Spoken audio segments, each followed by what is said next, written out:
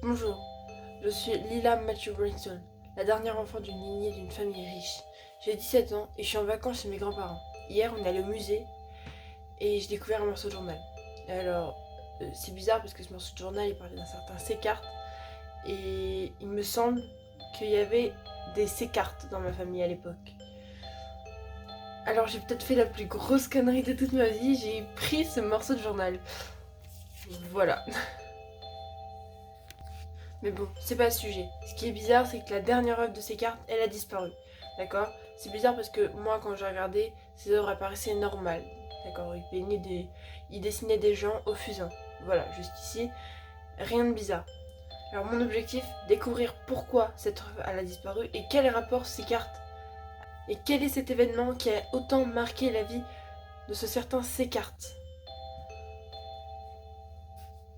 Jour 2 de mon enquête sur mes ancêtres. Aujourd'hui, j'ai fouillé le grenier de mes grands-parents et j'ai trouvé cette photo. À l'arrière, il y a marqué Henry Brimstone, d'accord, avec une date, voilà, en 1827. Moi, la question qu'on me pose, c'est qui est Henry Brimstone et est-ce qu'il aurait un rapport avec ces cartes? Parce que je pense que si la photo est là, c'est qu'il fait partie de la famille, ou pas d'ailleurs, je sais pas, on verra. Jour 3 de mon enquête. En fouillant un peu sur le net, j'ai trouvé un site qui parlait d'un grand-duc des années 1820, d'un certain Henry Brimstone. Et vu le peu de peinture et de photos qu'il y a de lui, ça ne peut être que lui, puisque ça correspond parfaitement à la photo que j'ai trouvée dans le grenier. D'accord? Maintenant, la question c'est, est-ce qu'il connaissait ses cartes? Si oui, quel est son rapport avec lui? À quelle époque est-ce qu'il se connaissait? Et où est-ce qu'il vivait? Jour 4 de mon enquête. Alors j'ai encore récolté des informations sur lui. Et apparemment, il aurait été propriétaire de plusieurs terrains, de plusieurs propriétés, de 4 hôtels. Un en Grèce, l'hôtel Mokinos, celui en Angleterre, l'hôtel Brixton à Londres, celui en Italie, l'hôtel Florence et le château Brixton. Et là, pas de lieu. Les témoignages sont censurés. Apparemment, il n'existerait même plus. C'est bizarre parce que tous ont été vendus à un certain Bernard Rondeau, sauf celui-là. Il faut que je trouve ce Bernard Rondeau. Faut que j'arrive à voir ce Bernard Rondeau. Jour 5 de mon enquête. Alors ça fait déjà quelques jours que je cherche des informations sur ce Bernard Rondeau sur internet. J'ai pas trouvé. J'ai trouvé un vieux bouquin dans les affaires de mes grands-parents. En fait c'était un genre de cahier d'adresse où il y avait plein de numéros de téléphone et plein de trucs déjà inscrits en fait. On l'achète comme ça. Du coup j'ai fait quoi? J'ai appelé les numéros de téléphone où il y avait marqué Rondeau devant. Vous voyez? J'en ai trouvé pas mal. Mais à chaque fois on me disait non on connaît pas. Ou non jamais entendu parler. Personne ne connaissait Bernard Rondeau. C'est un truc de fou. Jusqu'à que je tombe sur cet appel.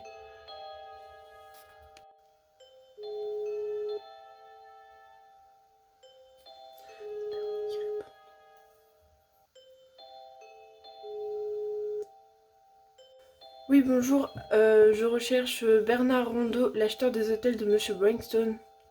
Pourquoi? Qu'est-ce que vous voulez? Vous le connaissez? Eh bien, si je ne pas trop. Voulez-vous réserver une chambre? Je voudrais parler à Monsieur Rondeau, s'il vous plaît. Monsieur ne parle à personne. Mais s'il vous plaît, c'est super important pour moi. Mon enfin bref, je sais plus. Mon grand-père lointain était le racheteur de ces hôtels. Je voudrais en savoir plus à propos de cette histoire, s'il vous plaît. C'est vraiment important. Quoi exactement? Ces cartes. Je vous envoie l'adresse. Ah bah d'accord, il a raccroché. 6. Alors je me suis rendue chez ce Bernard Rondeau, auquel on m'a donné l'adresse par je ne sais qui. Et j'ai enregistré comment ça s'était passé. Je vous laisse avec l'enregistrement. Bonjour, je suis Lila, je viens rencontrer Bernard Rondeau. Je suis maintenant devant le portail, qui est actuellement en train de s'ouvrir. Je vais rentrer dans la maison, puis dans son bureau. Bonjour jeune fille. D'après ce que j'ai entendu, je suis une jeune fille curieuse et perspicace. Bonjour, monsieur Rondeau. Je sais, on me le dit. Appelle-moi plutôt Bernard. Que veux-tu? Je voudrais en savoir plus sur Henry Brimstone et l'artiste Seccart et le lien qu'il y avait entre les deux. J'ai rencontré Henri sur son lit de mort. À vrai dire, je m'en souviens pas. Cette époque, mon père avait racheté ses hôtels. Mon père me parlait de lui. Il disait que c'était un homme sincèrement égocentrique, qui ne voulait que territoire et argent. Il voulait pas léguer ses enfants ces territoires. Du coup, il a tout vendu à un homme riche. D'accord, mais il a légué à votre famille 3 hôtels, alors qu'à la base il y en avait 4. Des choses étranges se sont produites. Quoi? Où? Comment? Quand? Lesquels? Vous devriez oublier cette histoire et faire votre vie de jeune fille avant que la vie ne devienne trop compliquée. Où est cet hôtel et pourquoi a-t-il disparu? Qui et pourquoi? C'est Kurt. Mais j'ignore les raisons. Désolé, petite. Connaissez-vous les raisons de la fermeture de cet hôtel? Non. Elle est où sa dernière œuvre à ces cartes? Je l'ignore. Donnez-moi l'adresse de l'hôtel disparu, s'il vous plaît. Jamais je ne ferai ça. Maintenant, au revoir. Garde, et la accompagner.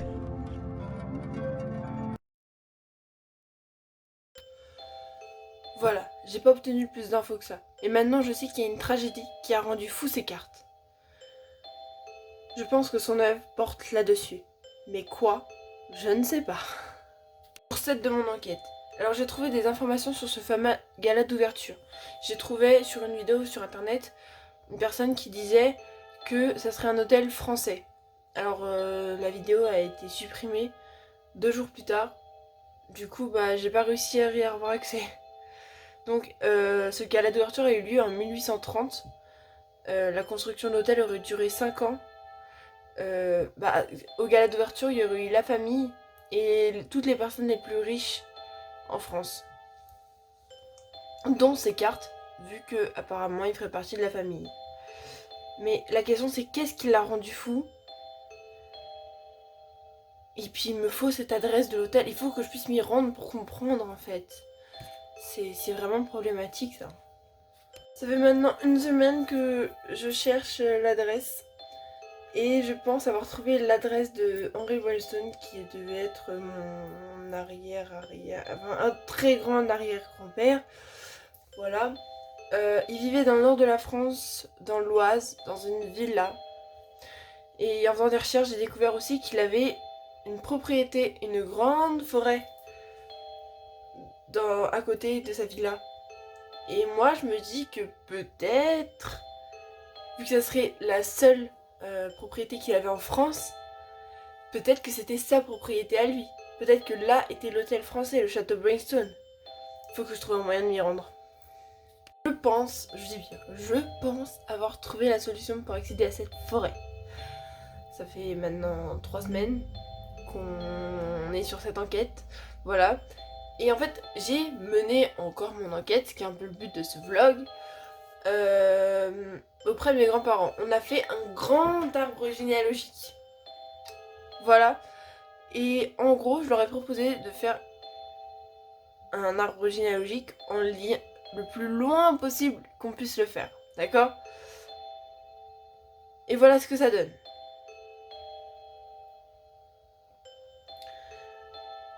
Alors, si je me fie à cet arbre généalogique, j'ai plusieurs oncles et tantes, d'accord, très éloignés. Je me dis que peut-être, avec de la chance, il y en aurait un ou une qui vivrait près de là-bas, dans l'Oise. D'accord? Et en faisant ma recherche sur internet, en marquant les noms sur internet, j'ai réussi à trouver leur adresse. Pas beaucoup de vie privée ces gens. En même temps, c'est tous des personnes assez connues, d'accord? Et il y en a une, Ella Brimstone, qui vit dans l'Oise, d'accord? Les autres, ils vivent tous à l'étranger. Je n'ai aucun lien avec la famille du côté de mon père. Vraiment aucun lien. La famille a été brisée en fait. Et du coup, je vais faire auprès de mes grands-parents le scénario en mode je je vais me reconnecter avec mes origines. Est-ce que je pourrais aller voir ma grande tante Ella dans l'Oise, s'il vous plaît? Voilà, je vous dirai la réponse la prochaine fois. Jour 10 de mon enquête. Alors je me trouve actuellement dans l'Oise, chez ma grande tante. Alors je parle pas très fort parce que il dorment à côté.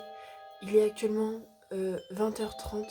Cette nuit je vais me rendre dans cette forêt qui est à quoi 2-3 km d'ici. Je vais y aller en vélo parce que j'ai emmené mon vélo. Et je vous donne des nouvelles après. Voilà, ciao. Jour 11 de mon enquête. Alors on est actuellement le lendemain soir. D'accord. Et je me suis rendue dans la forêt. J'ai trouvé l'hôtel, d'accord, il était en ruine. Je suis rentrée à l'intérieur.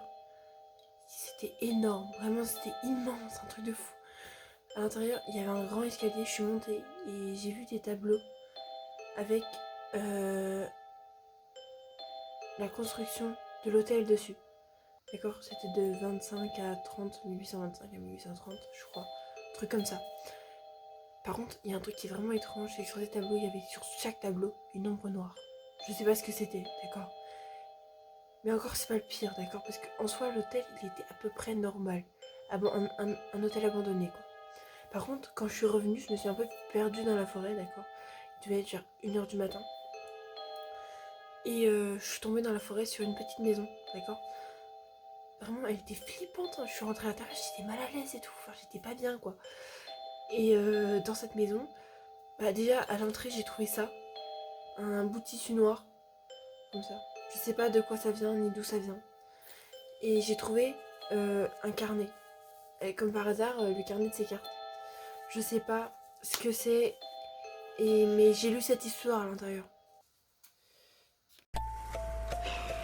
11 novembre 1830. Depuis le gala de mon oncle, cette ombre hante tous mes cauchemars. Je ne dors plus. Qu'est-ce que c'était? Que faisait-elle là? 10 ans après l'ouverture de l'hôtel, cette présence me terrifie encore. Que je suis censé faire? Mon oncle me dit de jamais avoir vu cette personne. D'ailleurs, est-il un homme ou une femme? Un enfant ou un adulte? 11 novembre 1850. Hanté. J'ai mal au cœur. 11 novembre 1860. L'aventure est presque terminée. Elle représente ma plus grande peur. Cette ombre. 11 novembre 1870. Je me sens mal. Je sens une présence. Aujourd'hui, j'ai entendu parler au journal d'une dame qui aurait fait un meurtre dans l'hôtel Bristol. Mon oncle m'a demandé de lui rendre visite pour l'aider avec la justice.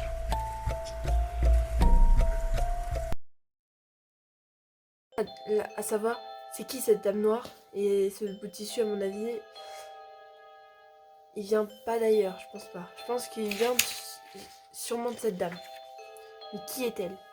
J'ai fait des recherches sur la dame noire et j'ai trouvé un blog qui parlait de 10 légendes meurtrières, dont la dame noire.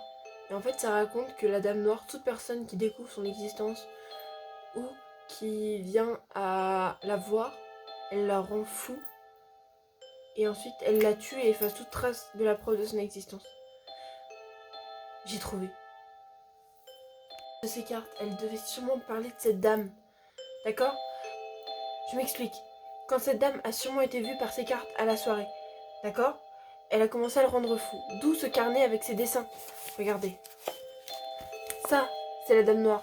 Et quand il a fait sa peinture, il a dû représenter la dame noire au gala d'ouverture, comme le dernier dessin du carnet. Et après ça, elle l'a tué, elle a récupéré le carnet et la peinture, elle a détruit la peinture pour effacer toute trace de son existence. Et elle a dû faire fermer l'hôtel parce qu'il y avait des preuves de son existence à l'intérieur. Voilà. Et d'où ce morceau de tissu noir? Ça devait être un morceau de sa robe. Les gens, on est là, je l'ai vu, je l'ai vu.